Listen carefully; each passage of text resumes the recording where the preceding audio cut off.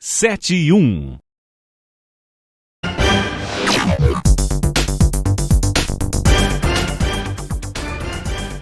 Atenção, Mirabela e região. Quando falamos em segurança, estamos falando da JT Vendas e Instalação de Correntinas. Invista na segurança da sua casa e proteja a sua família. Trabalhamos com correntinas simples e dupla. Conte com todo o suporte, atendimento personalizado e qualidade da JT. Faça o seu orçamento hoje mesmo através dos telefones 38 9 99 45 1450 ou 38 9 98 82 1762. Falar com Júnior.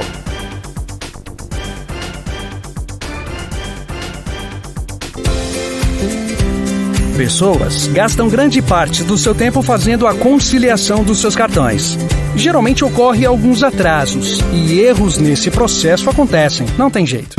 Bradesco, há 60 anos, te colocando sempre. Padaria Bela Paulista, uma família servindo a sua família. Aqui você encontra excelências em pães, biscoitos, doces, bolos, tortas, pizzas, salgados, sucos naturais e muito mais. Faça aqui a sua encomenda para festas ou eventos em geral, com o melhor preço da região. Padaria Bela Paulista. Estamos felizes em ter você como nosso cliente e amigo. Continue sempre contando com a nossa qualidade e preços que você já conhece. Aceitamos todos os cartões de crédito. Padaria Bela Paulista, Avenida Valdemar Rabelo, no centro de Mirabela. Fone 999 23 45 88. Ai, compadre, que cara boa é essa? Tá rindo de quê?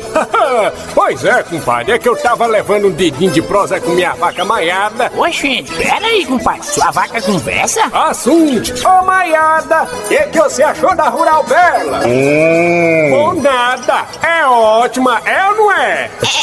Uai, compadre, pra onde é que tu vai? Vou fazer meus bichos falar agora! Rural Bela, linha completa de medicamentos veterinários, adubo sal mineral, sementes, rações, artigos para montaria e muito mais. Avenida Valdemar Rabelo da Silva, Centro Mirabela. Novo telefone da Rural Bela, 999 35 4705. 7-3. Está entrando no ar o que acontece no Brasil e no mundo. Você fica informado aqui.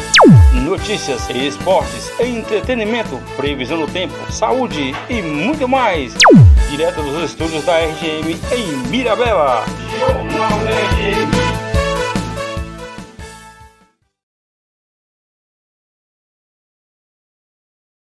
A saúde pública é a área mais apontada pela população como prioritária para o Brasil nos próximos 3 anos. Segundo 43% dos brasileiros, a saúde deve ser a principal preocupação dos governos, revela a pesquisa Retratos da Sociedade Brasileira número 61 da Confederação Nacional da Indústria CNI. A pediatra Karina Tomiasi atua na saúde pública há 4 anos. Para ela, a saúde é um dos direitos universais dos cidadãos e deve ser prioridade do governo em todas as esferas, desde municipais, estaduais e federal. Com investimentos adequados em todas as áreas da saúde, incluindo a atenção primária, que são os postos de saúde, até a atenção mais especializada, compreendendo ambulatórios de especialidades e hospitais. A pesquisa também mostra que para 23% dos entrevistados, a principal área de atenção na saúde pública deve ser aprimorar as infraestruturas hospitalares e dos postos de saúde. De acordo com 22%, é necessário reduzir as filas e a espera por consultas e atendimentos. A pediatra destaca que para diminuir as filas de espera, como para exames e atendimentos com especialistas, é importante a realização de uma análise constante das demandas populacionais por área e município. A analista de sistemas Ana Beatriz Moreira, de 20 anos, é moradora de Caratinga, em Minas Gerais. Para ela, a saúde pública também deve ser uma das prioridades do governo em municípios menores. Se o governo investisse mais em saúde pública, como por exemplo na infraestrutura, na contratação de mais médicos qualificados, acho que dessa forma diminuiria bastante as filas, melhoraria também a qualidade dos atendimentos. Seria interessante para a população de Caratinga no geral. A educação pública foi a segunda área mais citada como prioritária para o Brasil nos próximos 3 anos, seguida por geração de empregos e segurança pública. Reportagem Natália Guimarães. Estamos apresentando Jornal da RGM, primeira edição.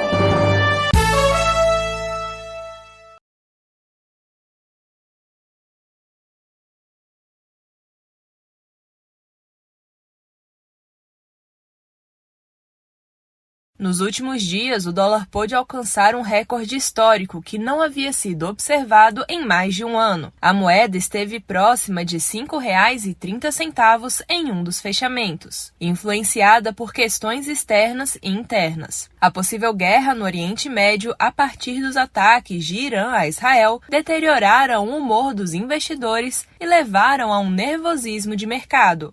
Todas as moedas consideradas mais fracas em relação ao dólar sofreram algum choque negativo. Antes disso, os investidores já estavam de olho na taxa de juros dos Estados Unidos, que se encontra estável e sem perspectivas de queda. Isto favorece que saiam investimentos de países emergentes, por exemplo, para serem alocados em títulos americanos. A situação interna brasileira de dúvidas quanto ao cumprimento da meta fiscal também não colaborou para uma cotação mais equilibrada do dólar. Porém, as falas do presidente do Banco Central, Campos Neto, em Washington, aliviaram a alta. Em viagem junto à comitiva do Ministério da Fazenda, o economista afirmou que o câmbio no Brasil é flutuante e que não haverá intervenções nesta política. Esta fala é bem recebida pelo mercado. No último fechamento, o dólar comercial esteve quase estável, cotado a R$ 5,24. Já o euro comercial teve leve queda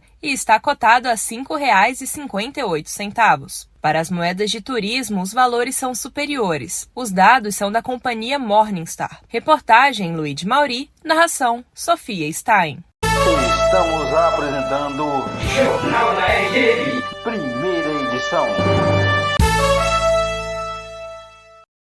A Defesa Civil Nacional reconheceu nesta quinta-feira, 18 de abril, a situação de emergência em Canudos, na Bahia, afetada por fortes chuvas. Até o momento, a Bahia tem 138 reconhecimentos federais de situação vigentes. Com o reconhecimento, a cidade está apta a solicitar recursos do governo federal para ações de defesa civil. As solicitações devem ser feitas por meio do Sistema Integrado de Informações sobre Desastres, o S2ID. A ferramenta pode ser acessada em s2id.mi.gov.br. Valdez Góes, ministro da Integração e do Desenvolvimento Regional, explica como os repasses podem ser aplicados. Os recursos de defesa civil podem ser empregados naquele primeiro momento que acontece o desastre para fazer assistência humanitária, para dar kit de higiene, alimentação para as pessoas que foram atingidas, que enfrentam as condições daquele desastre, bem como para restabelecer os serviços essenciais, como, por exemplo, abastecimento de água e desobstruções de vias públicas. Além disso, nós podemos também empregar os recursos da Defesa Civil na reconstrução de infraestrutura públicas destruída pelo desastre ou ainda de habitações destruídas também pelo desastre. Para saber mais ações do governo federal em proteção e defesa civil, acesse mdr.gov.br. Reportagem Petronila Oliveira. Estamos apresentando Jornal da RGM, primeira edição. Pessoas gastam grande parte do seu tempo fazendo a conciliação dos seus cartões. Geralmente ocorre alguns atrasos e erros nesse processo acontecem, não tem jeito. Bradesco, há 60 anos, te colocando sempre à frente.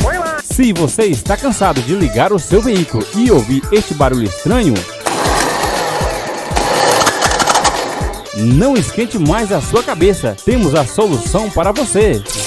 Jackson Autoelétrica. Prestamos serviço em motor de arranque, alternadores e serviços elétricos em carro, moto, caminhão e máquinas pesadas. E mais, buscamos e entregamos o seu veículo na porta da sua casa. Jackson Autoelétrica. Estamos na Avenida Rodrigues Rabelo, número 1009, no bairro Cristo Redentor. Fone WhatsApp 38 999 36 87 36. Falar com Jackson.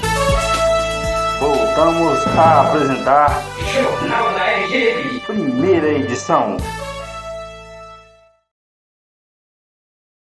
Isso faz com que a cidade receba menos recursos. Reportagem Felipe. Fortaleza vai receber cerca de 12 milhões de reais do Fundo de Participação dos Municípios, o FPM, nesta sexta-feira. Mas você sabe por que a cidade é a capital que mais recebe recursos do fundo se não tem a maior população? Isso ocorre porque o fator populacional é apenas um critério levado em conta pelo Tribunal de Contas da União, o TCU, para calcular o coeficiente individual de participação de cada cidade no bolo. O outro critério é a renda per capita do estado, neste caso, o Ceará. Especialista em orçamento público, César Lima, diz que isso é positivo. E isso daí faz uma justiça fiscal, né? Uma justiça social, porque aqueles que têm uma menor renda per capita, né, contribuem menos para o Estado recolhe menos e tem menos oferta de serviços à sua população, apesar de Fortaleza receber mais do que São Paulo, né, do PIB de São Paulo para o Estado, né, muitas vezes maior do que a quantidade do PIB do Ceará. A explicação para a capital cearense receber mais do que as outras está no fato de que ela está entre aquelas com maior população, mas principalmente porque o estado do Ceará tem renda per capita muito abaixo da média nacional.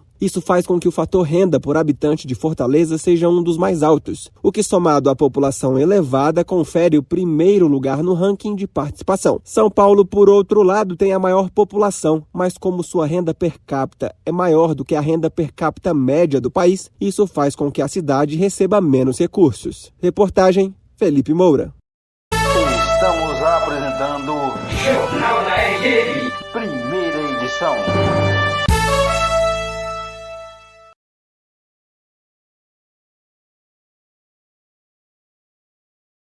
Contribuição de natureza tributária, uma vez que só os contribuintes que querem usufruir dos benefícios fiscais concedidos precisam pagá-la. É o que explica o advogado tributarista Rodrigo Pinheiro. O Supremo diz o seguinte: olha, não há qualquer obrigatoriedade desses depósitos, pelo simples razão que você não é obrigado a fruir de benefício. Você opta. E como tem um caráter facultativo, isso não teria uma natureza tributária. Isso teria uma natureza de uma prestação voluntária feita pelo contribuinte de uma natureza não tributária. Com isso, você não ficaria vinculado àquela restrição de vinculação de receitas de impostos a fundos. O problema, segundo o especialista, é que o texto da reforma deixa claro que os estados não vão poder mais conceder benefícios fiscais no novo sistema. Assim, os estados não terão mais esses benefícios como contrapartida para os contribuintes, o que torna a futura contribuição não mais de natureza voluntária, mas obrigatória, ou seja, um tributo na prática. E isso pode gerar questionamentos dos estados que, após a reforma, não puderem instituir o tributo, ao contrário de outros que poderiam, de acordo com o texto.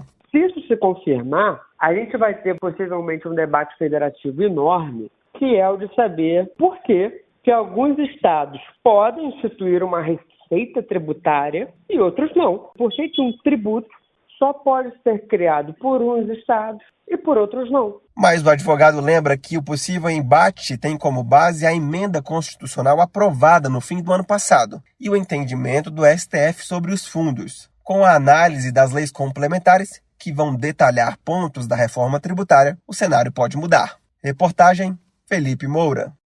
Estamos apresentando Jornal da RN, primeira edição.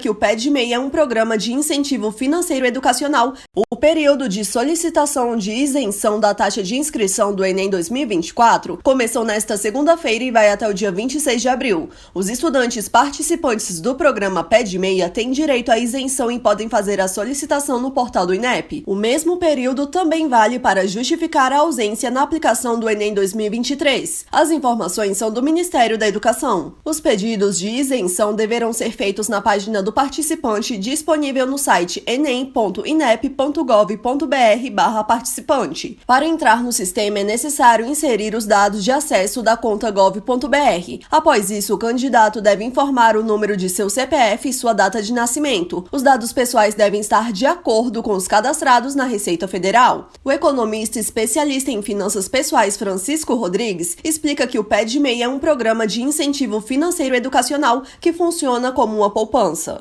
E que vem para ajudar na formação escolar do aluno do ensino médio de baixa renda que esteja cadastrado no CAD único. Ele também tem como objetivo combater a evasão escolar, dado pelo que passamos de uma pandemia, de muita dor, de muito sofrimento, de fato, muitos alunos desistiram da escola, desistiram de estudar. Os estudantes do terceiro ano do ensino médio em escolas públicas que participarem dos 2 dias de prova do Enem 2024 e também aqueles que precisarem fazer a reaplicação vão ser elegíveis para receber um incentivo financeiro no valor de R$ 200 após a conclusão do ensino médio. Esse valor vai ser depositado na conta poupança em que o estudante já recebe outros incentivos do programa. Rodrigues recomenda que os estudantes poupem pelo menos 50% do valor total recebido para garantir o pagamento parcial ou integral de um curso posterior à escola. Ao fazer isso, eu estou criando possibilidades de pagar a minha faculdade integral ou parcial,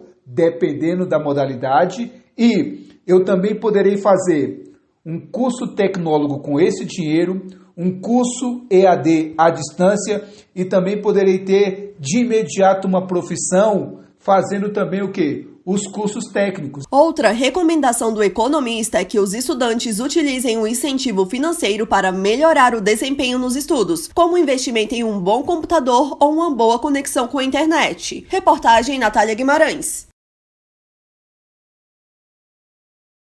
Estamos apresentando Jornal da RN, primeira edição.